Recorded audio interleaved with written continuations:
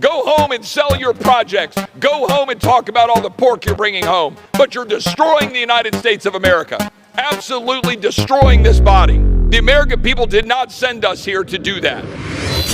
Legitimate response.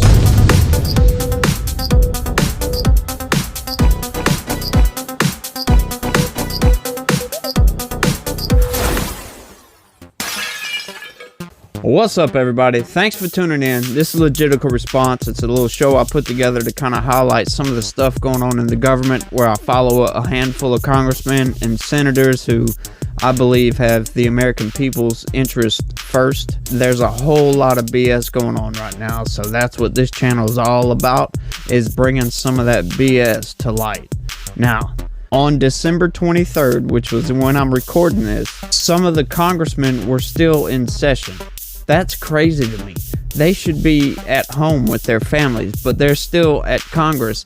And as you'll see in this video, most of them went home. They're voting on a bill. Well, they already voted on the bill. Guess what? Another $1.7 trillion spending package. And this is just getting way out of hand with all this spending. They keep getting us into more and more debt. We're already at almost $32 trillion in debt. And they just keep piling it on and piling it on and piling it on. And it's starting to get out of hand. And like Congressman Chip Roy says in this video, we can't take much more of this stuff. Something has to give. Once again, that's, like I said, why I've started this channel, is to show what some of these people are doing, so when it comes time for us to vote, we know who to vote for. We need to look at a lot of these establishment politicians and get them out of office, because they are not doing anything good for the country. They get out there and run these campaign ads, and they look good on paper. They get back into Congress, and they don't do nothing. They waste taxpayer dollars like you wouldn't believe. I'm gonna let Chip run with it, so let's roll the clip. Gentleman from Texas is recognized for 5 minutes. Thank the Speaker. I thank the gentleman from Pennsylvania. And I can't help but be amused that the gentleman from Massachusetts says that we refuse to come to the table. As if the gentlelady who will soon be the chairwoman of Appropriations, Ms. Granger, my colleague from Texas, doesn't want to sit at the table with colleagues on either side of the aisle to come to consensus about how to spend taxpayer dollars, or better stated, how to borrow money we don't have. As if that's actually true. What table is the gentleman referring to? What table does he want us to come sit down and negotiate? It's not this table. I don't have the power to offer an amendment on the floor of the House of Representatives, despite being elected by 750,000 Texans. I don't have the ability or the right to be able to stand up for them and have a debate on the floor of this chamber. Everything the American people is watching right now is a complete sham. It's a fraud. A fraud being perpetrated on the American people right before their eyes, right as we head into Christmas. Sitting here on the 23rd of December, when 6 years ago, those boys crossed the Delaware. We were dealing with Valley Forge, or the boys in 1944 sitting in foxholes in Bastogne over Christmas. And we had 18 Republicans who joined with Democrats in the Senate, get on their fancy planes and go home. And we're sitting here trying to do the work of the people. Not spend money we don't have, not drive up more inflation, not have 7,500 earmarks for $16 billion for pet leftist projects across this country. What you see here on the floor of the House of Representatives should make everybody ashamed. The People's House. Not one amendment has been offered on the floor of this body since May of 2016 in open debate. The gentleman from Massachusetts dares to impugn the character of the Appropriations Chairwoman Kay Granger and those Republicans he says won't sit at the table, when in fact what you see here is a 4,100-page bill cooked up by a handful of people behind closed doors, brought before the Rules Committee with no ability to offer an amendment, no ability to debate, no actual discussion on the People's House floor. And my colleagues on the other side of the aisle know it. And we're spending money we don't have. Go home and sell your projects. Go home and talk about all the pork you're bringing home. But you're destroying the United States of America. Absolutely destroying this body. The American people did not send us here to do that. My colleagues on the other side of the aisle know that. My colleagues on the other side of the aisle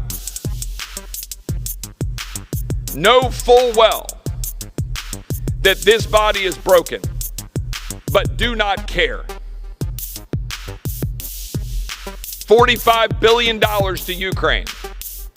Have we had a full debate on Ukraine? Or did we take $45 billion of funding for Ukraine, package it on a $1.7 trillion bill, invite the president of Ukraine to address this body for theatrics heading out for Christmas in order to jam through a big spending Democrat priority bill that the American people resoundingly rejected in November? For 70 years, this body, when we've had a transfer of power in the Senate, we have not done this in a lame duck. Yet that's what my Democrat colleagues are doing.